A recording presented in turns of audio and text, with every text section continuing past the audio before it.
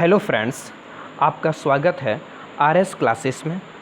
यदि आप इस चैनल पर पहली बार आए हैं तो मैं आपको बता दूं कि इस पर डे मैथ के क्वेश्चन कराए जाते हैं जो कि प्रीवियस ईयर पेपर में आए हुए होते हैं।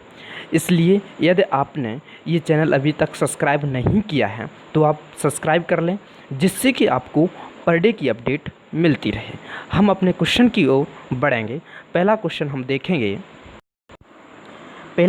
देखेंगे भाई साहब, यानी मान लीजिए root cube A equal root cube 26 plus root cube 7 plus root cube 36 है, तो इसका मान ज्ञात कीजिए। यानी कि ऑप्शन ए आपको दे रखा है, दूसरा और तीसरा चौथा। तो देखिए हम इस क्वेश्चन को कैसे करेंगे, हम इस चीज़ को देखेंगे बिल्कुल सरल तरीके से। देखिए हमें क्या करना है, हमें भाई साहब ए की वैल्यू निकालनी है। ऑप्शन के हिसाब से हमारा क्या काम है कि हमें भाई साहब ए की वैल्यू निकालनी है कि ए की वैल्यू किससे बड़ी है और किससे छोटी है या किससे इक्वल है।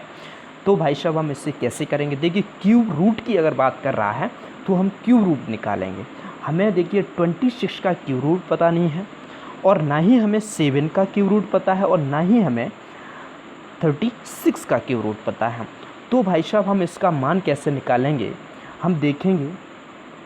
यदि हमें 26 का क्यूब रूट नहीं पता है तो यदि हम इसके समीप का कोई अंक ले लें, जैसे हमने यहाँ पे क्यूब रूट में 27 कर लिया, समझ में आ रहा है, 27 कर लिया, और 7 की जगह हमने क्यूब रूट इसका 8 कर लिया, और यहाँ पे 36 की जगह हमने 34 कर लिया। कुछ समझ में आ रहा है।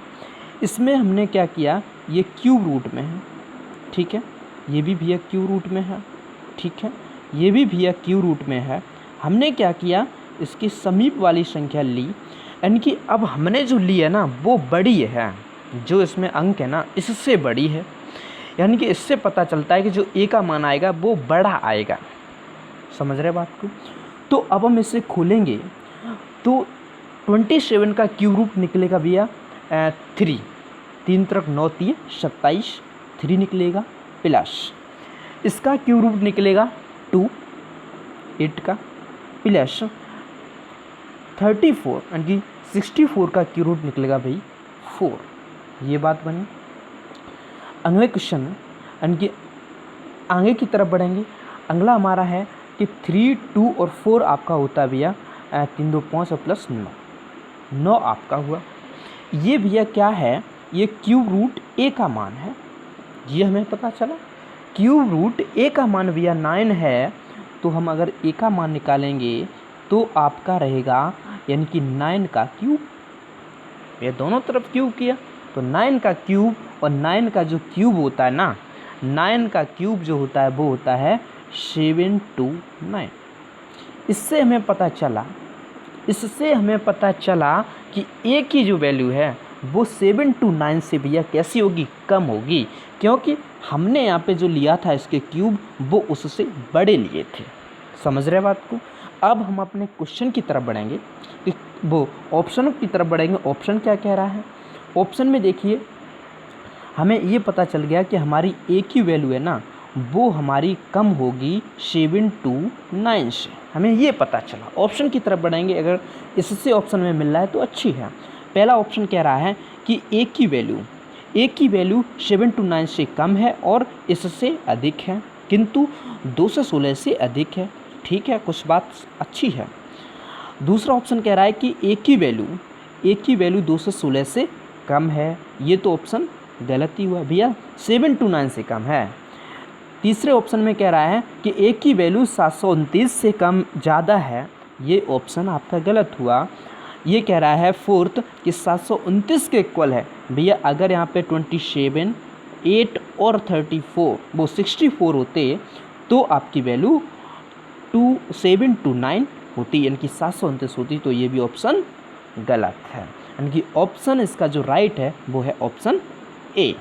इस तरीके से हम करेंगे। अगले क्वेश्चन की तरफ बढ़ेंगे। अगला क्वेश्चन कह रहा है कि 6 पे पावर 333 गुणित 7 पे पावर 222 गुणित 8 पे पावर 111 में अभाज्य गुणनखंडों की संख्या ज्ञात कीजिए।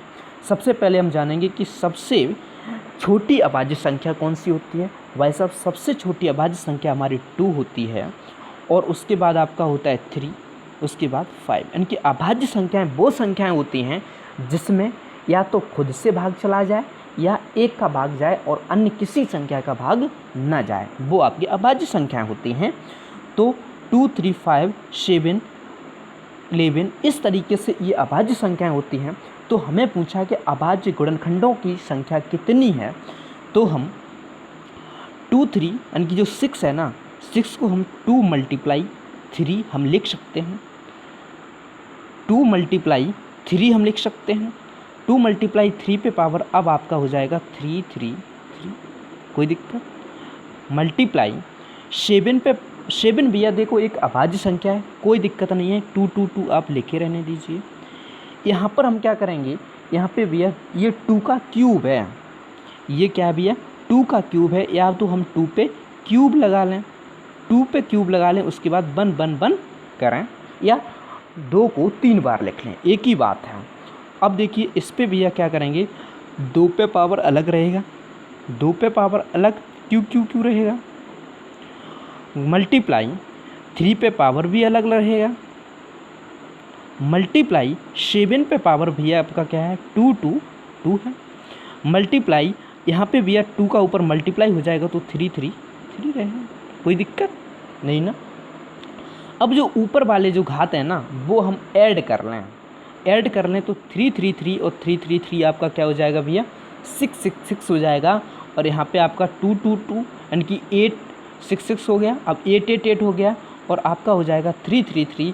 तो हम देखेंगे कि 8, 8 और 8 और आपका था 3, 3, 3, इसे हम ऐड करेंगे तो 8, 3, 11, 1, 8, 3, 11 और 12, 1, 8, 3, 11, 12 यानी कि 1221 जो है वो अभाज्य गुणनखंडों की संख्या है।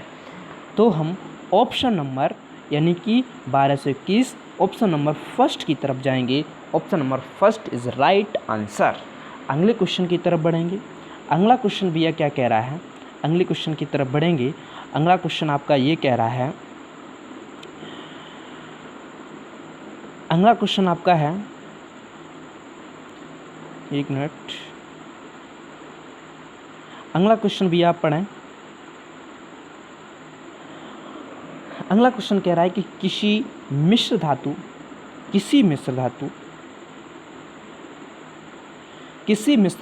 के 400 ग्राम में जस्ता तथा तांबा 5:3 के अनुपात में है, तदनुसार उस अनुपात को 5:4 में परिवर्तित करने के लिए कितने ग्राम तांबा और मिलाया जाए ताकि वह 4:4 5:4 हो जाए। अब देखिए इस क्वेश्चन को कैसे करें।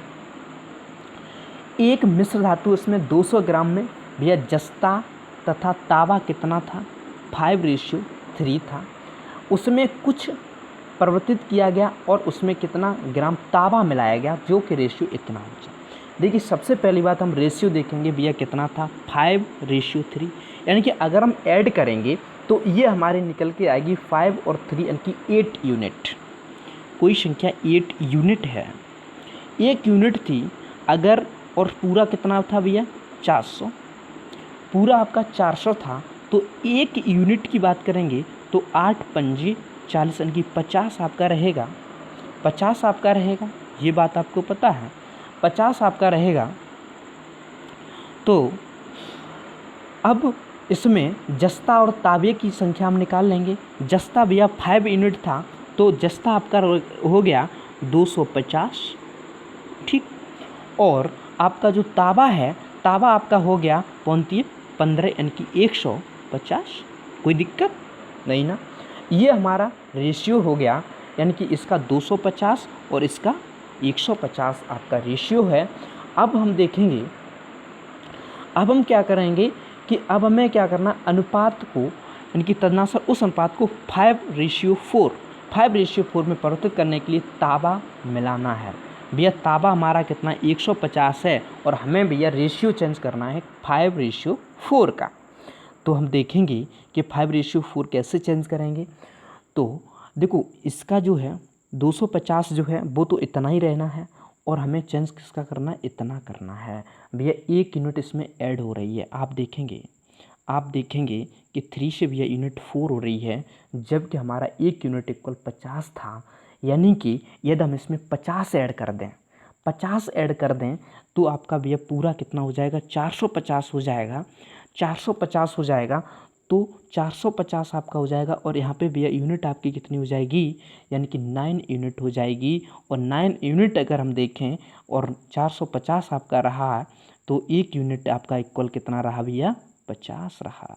इससे पता चलता है कि यदि हम 50 ग्राम तांबा और मिला दें तो हमारी क्या हो जाएगी, उसका रेशियो 5:4 हो जाए। क्योंकि भैया ऐसा है, इसका जो रेशियो है ना वो चेंज नहीं हो रहा है, इसका रेशियो चेंज नहीं हो रहा है तो हमारी 1 यूनिट की वैल्यू तो भैया 50 ही रहेगी। अगर ये भी रेशियो अगर चेंज हो जाता तो हमारी 1 यूनिट की वैल्यू भी चेंज हो जाती। यहाँ पे 1 यूनिट की वैल्यू हमारी 50 न रहती। इसलिए हमें यहाँ पे करना पड़ा कि 1 यूनिट हमारा ऐड हो रहा है तो इसका मतलब ये कि हमारा 50 ग्राम तांबा और ऐड होगा। तो इस तरीके से हम ये सवाल कर सकते हैं। इस तरीके से option number first is right answer. अगले क्वेश्चन की तरफ बढ़ेंगे। अगला क्वेश्चन भी हम देखेंगे। अगले क्वेश्चन कह रहा है कि ए तथा बी की औसत आयु 20 वर्ष है। यदि ए को सी में बदल दिया जाए तो औसत 19 वर्ष हो जाता है। इसमें सी तथा ए की औसत आयु 21 वर्ष है। तदनुसार ए बी सी की आयु ज्ञात कीजिए। अनेक लोग इस सवाल को बिल्कुल इक्वेशन लेकर सॉल्व करेंगे, लेकिन नहीं, हमें इक्वेशन से नहीं, हमें अपने तरीके से चलना है। हमें ये पता है कि ए और बी की औसत आयु 20 वर्ष है। तो देखिए पहले ऑप्शन को काटेंगे, 20 वर्ष ए और बी की औसत आयु निकालेंगे। यानी कि औसत आयु इसमें देखिए दोनों की औसत आयु जो है, दोनों की औसत आयु कितनी हो रही है, 40 हो रही है। ये सही हो सकता है। इसमें हम देखेंगे दोनों की आयु 38 हो रही है। ये ऑप्शन पहले से गलत हो गया। इस ऑप्शन में भैया 40 हो रहा है, बन रहा है, बिल्कुल सही है। ऑप्शन नंबर 4 में आपका 22 और 20 आपका कितना बनना है, 42। ये भी ऑप्शन आपका भैया गलत हुआ। यानी कि 4th ऑप्शन भी आपका गलत हुआ और आपका 2 ऑप्शन भी गलत हुआ। अगले क्वेश्चन की तरफ बढ़ेंगे। यानी कि 2 ऑप्शन हमने गलत कर लिए। अब कह रहा है कि ए और सी में बदल दिया जाता है तो उसकी औसत आयु 19 वर्ष हो जाती है। इसमें सी और ए की औसत आयु 21 है। अब ये क्वेश्चन और कर लो कि सी और ए की औसत आयु 21 वर्ष है, तो हम सी और ए की औसत आयु देख लें, क्योंकि हमारे पास 2 ही ऑप्शन रहे। सी इसमें कितना है, 21 दूनी 42, यानी कि 42 ऐड होना चाहिए सी और ए का। तो ये 20 है और ए भैया आपका कितना है, 18 है, यानी कि 38 हुआ, 42 नहीं हुआ। तो ऑप्शन 1 भी आपका कटा। अब अगले की तरफ देखेंगे। अगला भैया कह रहा है कि सी और ए भैया कितना है, 21 है, तो 42 होना चाहिए। तो 22 और 20 आपका 42 होता है। ये भी कंडीशन आपकी फॉलो हुई और पहली वाली कंडीशन फॉलो हुई। इससे हमें पता चला कि हमारा ऑप्शन 3 इज राइट आंसर। इस तरीके से हम ऑप्शन से देख के इसे करेंगे। अगले क्वेश्चन की तरफ बढ़ेंगे। अगला क्वेश्चन कह रहा है कि एक वस्तु की कीमत में 10% की कमी हो जाने पर एक व्यक्ति 225 में उस वस्तु का 25 ग्राम ज़्यादा खरीद सकता है। तदनुसार उस वस्तु की कीमत प्रति ग्राम में कितनी थी, ये बात कह रहा है।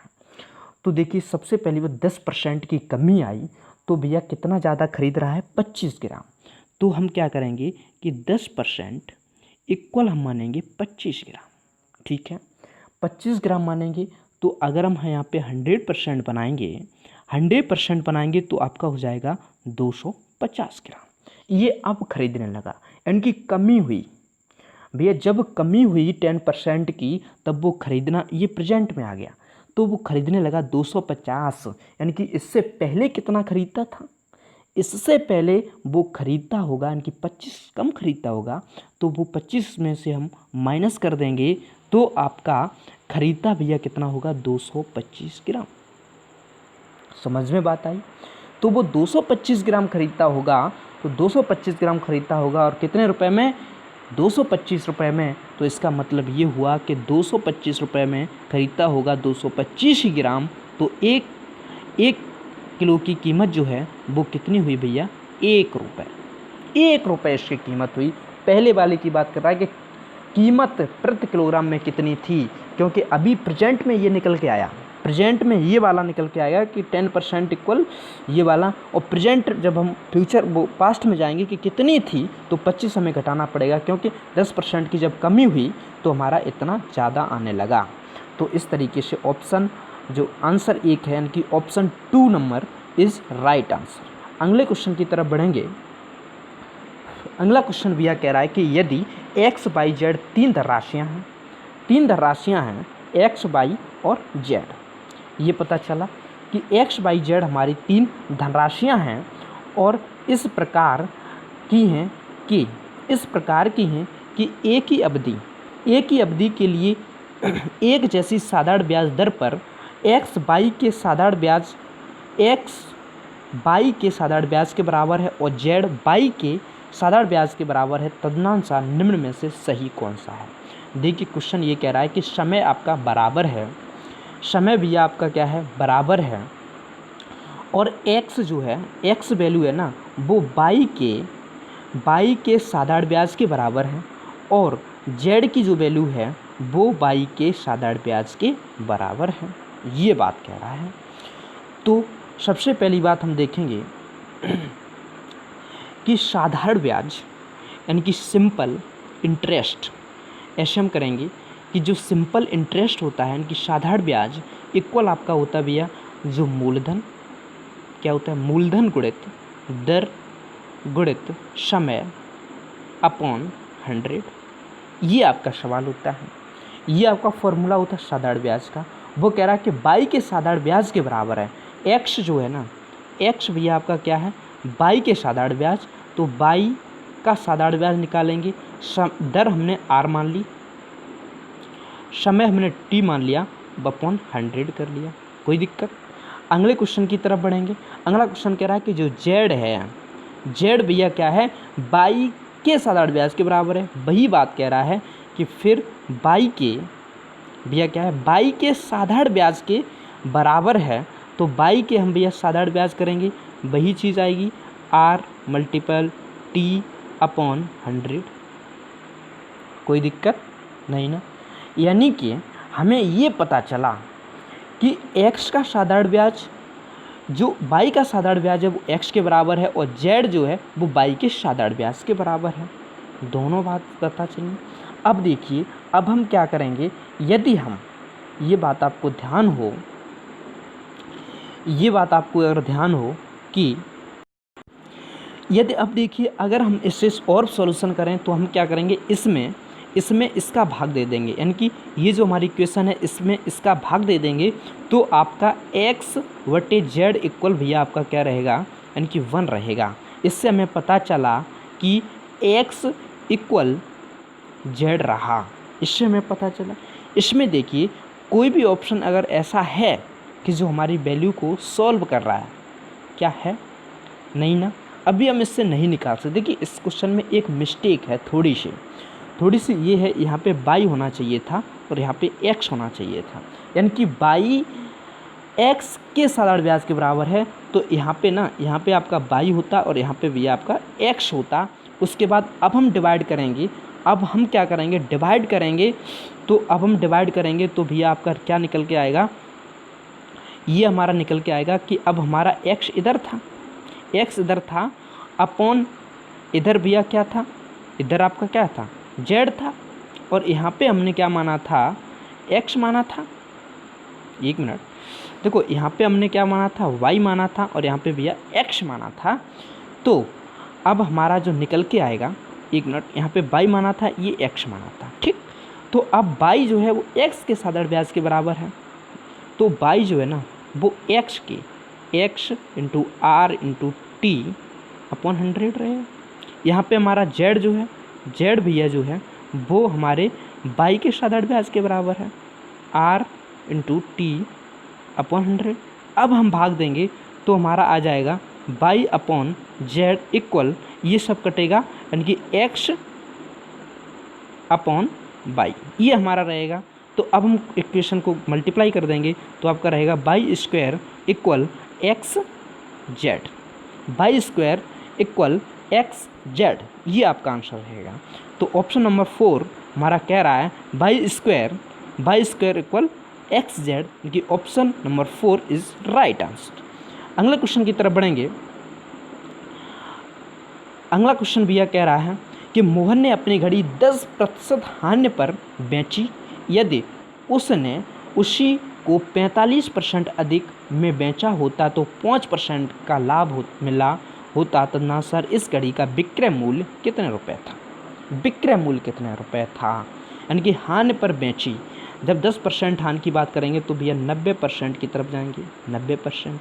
यदि उसने 45 रुपये अधिक में बेचा होता तो उसे 5% का लाभ होता, यानी कि 5% का मतलब 105% में जाता। यदि 45 रुपये अधिक में बेचा होता तो भैया इसका जो डिफरेंस है ना, इन दोनों का डिफरेंस भैया जो है वो निकल के आ रहा है 45 रुपये। तो डिफरेंस भैया आपका हुआ 15% आपका हुआ 45 रुपये। तो हमें निकालना कितना, विक्रय मूल्य निकालना है। तो यानी कि 90 की बात कर रहा है तो 15 छक 90, यानी कि यहाँ पे हमें अगर 6 का मल्टीप्लाई कर दें तो आपका 90 हो जाएगा। तो 15 इंटू आप 15 गुणित 6 और 45 गुणित 6, तो आपका हो जाए 6 5 30 और 6 चौक 24 और 30 70, यानी कि 270 रुपये इसका विक्रय मूल्य है। इससे पता चला कि option number 4 is right answer. अगले क्वेश्चन की तरफ बढ़ेंगे। अगला क्वेश्चन आपका कह रहा है कि एक विक्रेता को 36 संतरे बेचने पर 4 संतरों के बिक्री मूल्य के बराबर हानि होती है, तो ना सर उसकी हानि कितने प्रतिशत है, ये हम ज्ञात करेंगे। देखिए एक विक्रेता है, विक्रेता उसने 36 संतरे बेचने पर 4 संतरे के बिक्री मूल्य के बराबर हानि होती है। तो इसका मतलब ये हुआ कि जो 40 संतरे का बिक्री मूल्य, जो बिक्री मूल्य है वो आपका 36 संतरे के क्रय मूल्य के बराबर है। भैया क्रय मूल्य के बराबर है, यानी कि 40 संतरे का विक्रय मूल्य 36 संतरे क्रय मूल्य है, क्योंकि तभी तो 4% की हानि हो रही है उसे।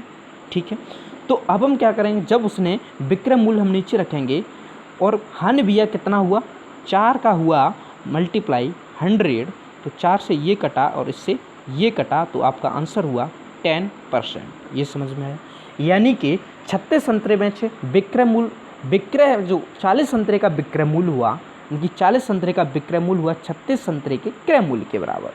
तो अब बेचे कितने उसने, पूरे 40 विक्रय मूल्य हुआ, हानि कितनी हुई 4%, 4 की हानि हुई। तो हम इस तरीके से option number 3 is right answer.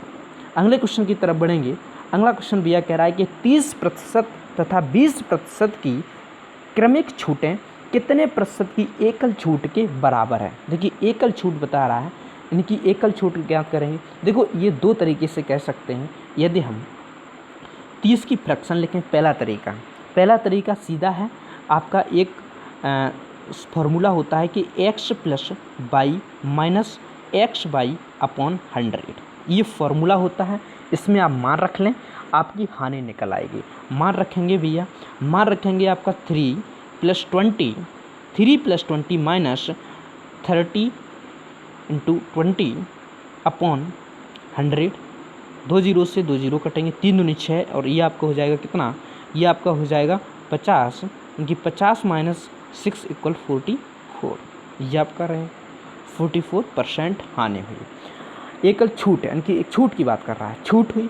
अगले क्वेश्चन, ये दूसरा तरीका, ये आपका 44% है। दूसरे तरीके की तरफ देखें, दूसरा तरीका भैया होता है कि अगर हम 30% को फ्रैक्शन में चेंज करें तो आपका हो जाएगा 3/10।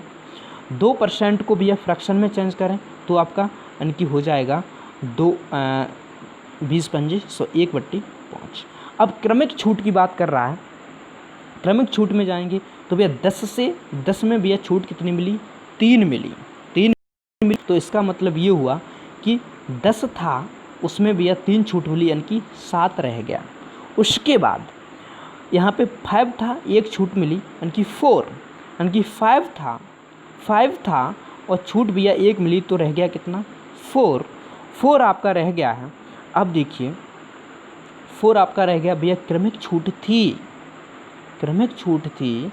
अब हम क्या करेंगे, इसमें मल्टीप्लाई कीजिए 50 और 7 चक्को 28, 7 चक्को 28, ये आपके यानी कि 50 पर 28 की छूट मिली तो आप 28 हुए, यानी कि 50 से भैया कितना रह गया 28 से रह गया। अगर यहाँ पे 2 का मल्टीप्लाई कर दें तो 100 था और 100 का 28 दूनी 56, यानी कि 100 पर आप रह गया कितना 56 और छूट आपकी कितनी रह गई 44%। इस तरीके से भी निकाल सकते हैं। अगले क्वेश्चन की तरफ बढ़ेंगे।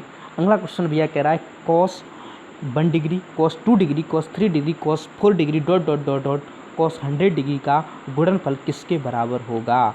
आप ये बात आपको ध्यान रखनी चाहिए, जब cos 1 degree, 2 degree, 3 degree, 4 degree, 5, 6, 7, 8, 9, 10 यानी कि इस तरीके से आपके पूरे जाएंगे और यहाँ पे एक बीच में आपका cos 90 अंश भी आया होगा और cos 90 अंश का मान 0 होता है और 0 का मल्टीप्लाई किसी भी संख्या में करेंगे तो आपका किसी भी संख्या में यानी कि cos 100 में भी करेंगे तो आपका मान 0 ही रहेगा। तो इस तरीके से आपका इसका आंसर जो हुआ option number 4 is right answer. अगले क्वेश्चन की तरफ बढ़ेंगे। अगला भैया क्वेश्चन कह रहा है कि यदि कोई धनराशि वार्षिक चक्रवृद्धि ब्याज के आधार पर 3 वर्षों का चक्रवृद्धि ब्याज जोड़कर 3/8 गुना हो जाती है तो ब्याज की दर ज्ञात कीजिए। इसमें ज़्यादा सोचने वाली बात नहीं है भैया। 3 वर्षों का जो चक्रवृद्धि ब्याज है ना, 3 वर्षों का चक्रवृद्धि ब्याज है वो आपका है 3/8, ये आपका चक्रवृद्धि ब्याज है। इसे हम फ्रैक्शन में सही फ्रैक्शन में चेंज करेंगे तो 8, 3, 24, 25, 26, 27/8। अब देखिए 3 वर्ष का है तो ये कहीं ना कहीं क्यूब रूट बनना है तो आपका इसका क्यूब रूट जब निकालेंगे तो आपका 3/2 निकलेगा। इससे हमें पता चला यदि हमारी धनराशि 2 होती तो इसका 1 साल का ब्याज आपका यानी जुड़ के 3 हो जाता है, यानी कि ब्याज से जुड़ के 3 हो जाता है, यानी कि 2 थी, ब्याज आपका कितना था 1 निकलता, यानी कि कोई धनराशि 2 थी और ब्याज आपका 1 था इंटू 100 आपका इससे ये कटा, यानी कि 50%। दर जो है ना वो आपकी 50% रही। ये बात आपको समझ में आई। इसमें हम भैया क्या करेंगे, इससे हम सिंपल चेंज करेंगे, ये 27/8 आएगा, ये क्यू रूट होता है 3/2 का और यहाँ से हमें पता चला यह धनराशि 2 होती तो 1 ब्याज और मिलता है 1 साल का तो हमारी पूरी हो जाती 3, तो 1 ब्याज मिला और दर आपकी 50% निकली। अगले क्वेश्चन की तरफ बढ़ेंगे।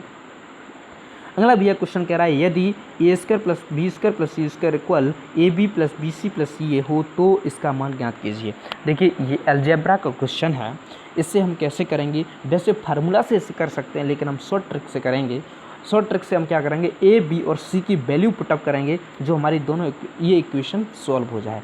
यदि हम a की वैल्यू 2 पुटअप करें और b की वैल्यू भी 2 पुटअप करें और c की वैल्यू भी हम 2 पुटअप करें तो हम देखते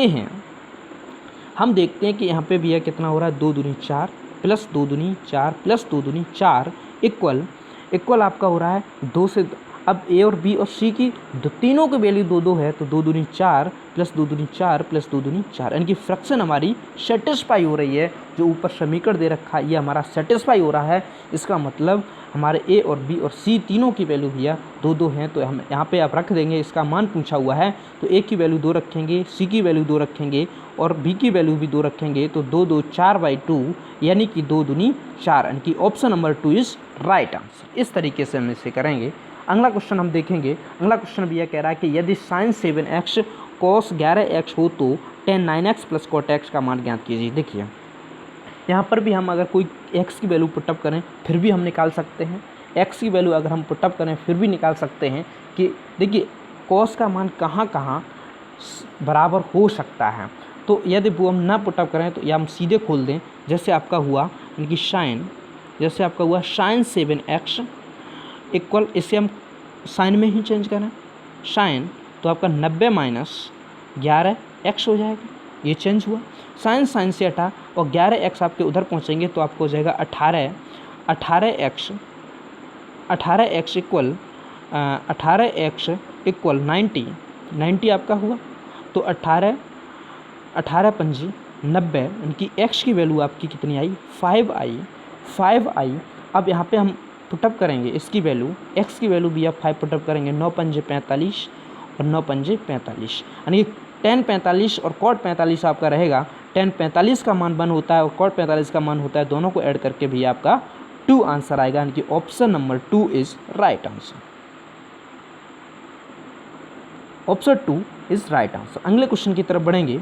अगला क्वेश्चन भी यह कह रहा है कि एक समबहुभुज के आंतरिक कोणों का योगफल 1440 अंश है, तदनुसार उस बहुभुज में कितनी भुजाएं हैं। देखिए इससे कैसे करेंगे, जैसे कोई भी बहुभुज है, जैसे हमने ये बहुभुज बना लिया, ठीक, ये बहुभुज बना लिया। अब आप देखें कोई भी बहुभुज होता है उसके बाहरी जो कोण होते हैं, बाहरी जो कोण होते हैं, जैसे इसमें ये रहा, इसमें ये रहा, इसमें ये रहा, इसमें ये और इसमें ये और इसमें ये, बाहरी जो कोण होते हैं ना, उनका योग जो होता है, उनका योग भी आपका रहता है 30, यानी कि 360 डिग्री, ठीक।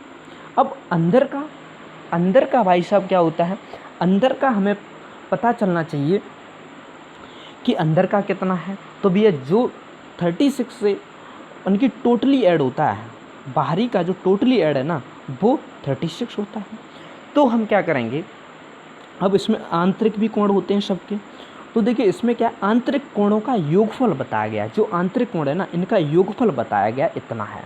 देखिए अगर हम इसे शॉर्ट तरीके से करें तो हम कैसे करेंगे, देखिए जब हमारा क्या हुआ, जैसे हम ऑप्शन से करें, ऑप्शन जैसे फर्स्ट उठाएं, फर्स्ट हमारा क्या है, अगर भुजाएं 10 हुए, 10 भुजाएं हो तो बाहरी कोण जो है ना, प्रत्येक कोण कितना हो जाएगा, वैसे 360 होता है, तो अब प्रत्येक कोण कितना बाहरी हो जाएगा, तो इसमें 10 का भी भाग दे देंगे, तो आपका प्रत्येक कोण, बाहरी कोण प्रत्येक हो जाएगा भैया 36 डिग्री, 36 डिग्री पहुँचेगा।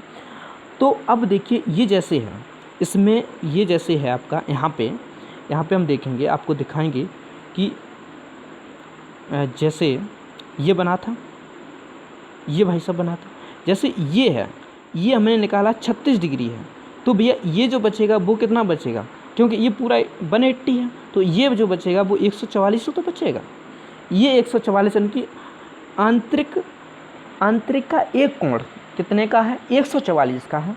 तो अब हम अगर यहाँ पे देखें, यहाँ पे योगफल पूरा कितना है, 1440 है, यदि हम इसमें 10 का भाग दे दें तो आपका क्या हो जाएगा, 144 निकलेगा। यानी कि इससे हमें पता चला कि हमारा ऑप्शन जो फर्स्ट है ना वो हमारा सही है। इस तरीके से हम इससे याद कर सकते हैं। या अगर हम फॉर्मूले से देखें तो फॉर्मूला जो होता है वो होता है n-2 अप इंटू 180 इक्वल, ये होता है आंतरिक कोणों का योगफल।